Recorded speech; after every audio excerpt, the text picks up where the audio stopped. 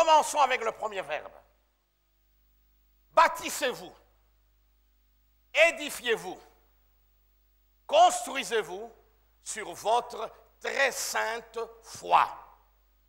Ce que Dieu attend de chacun de nous, c'est que nous puissions prendre nos responsabilités et les assumer. Et notre première responsabilité, eh bien, c'est de nous édifier personnellement, c'est de nous construire personnellement, pas sur n'importe quoi, mais comme nous allons le voir, sur notre très sainte foi. La foi dont il est question, pour laquelle nous devons nous battre avec ardeur. La foi dont il est question, la seule qui nous a été transmise, une fois pour toutes, n'est autre que l'ensemble des vérités enseignées par les apôtres de Jésus. Alléluia. N'est autre, mes amis, que la doctrine apostolique. L'ensemble de ces enseignements, eh bien, qui nous sont rapportés par les Saintes Écritures, cet ensemble-là s'appelle la foi.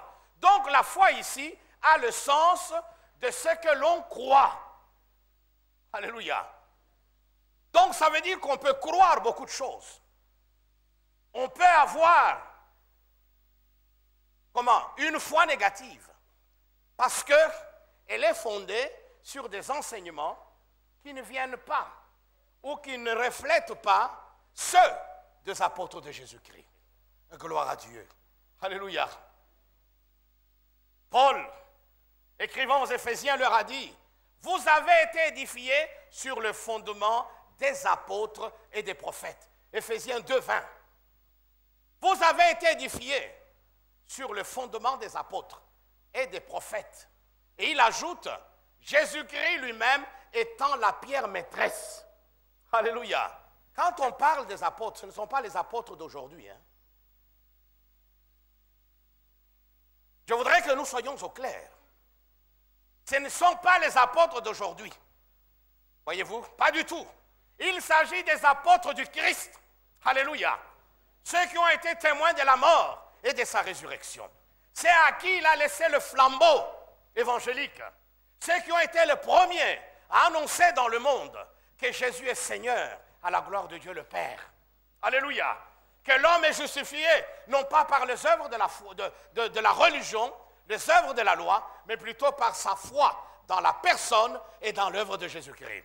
Eh bien, il s'agit de ces apôtres-là, pas des apôtres d'aujourd'hui, ni de ceux qui sont venus plus tard.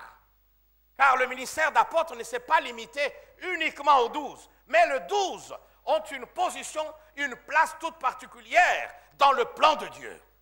La preuve, c'est que ce qu'ils ont écrit a valeur de parole de Dieu. Et les prophètes, vous avez été édifiés sur le fondement et des apôtres et des prophètes. Il ne s'agit pas des prophètes d'aujourd'hui. Non, mon frère. Or, beaucoup aujourd'hui, même parmi nous, combien s'appuient ou se sont appuyés, ou ont cherché à se construire, à édifier leur vie sur de prétendues prophéties reçues par tel ou tel autre homme, par tel ou tel autre prophète ou prophétesse.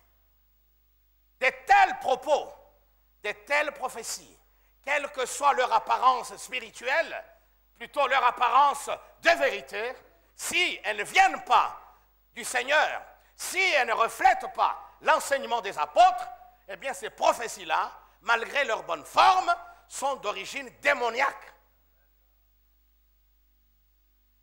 Nous ne devons pas jouer dans ce domaine-là. Car il y va de notre éternité, mes amis.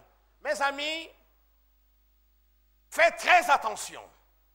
Ne donnez parfois n'importe quel enseignement. Parce que ça vient de tel bishop. Parce que ça vient de tel apôtre. Nous vivons des temps difficiles. Et l'ennemi est très rusé. L'ennemi est très subtil, mes amis. Et aujourd'hui, plus que jamais, nous avons besoin de nous édifier. Alléluia. Non pas sur des prophéties que les gens nous donnent ça et là. Oui, Dieu peut nous donner une prophétie. Mais la prophétie qui vient de la part de Dieu ne pourra jamais aller à l'encontre de la prophétie biblique, de l'enseignement biblique.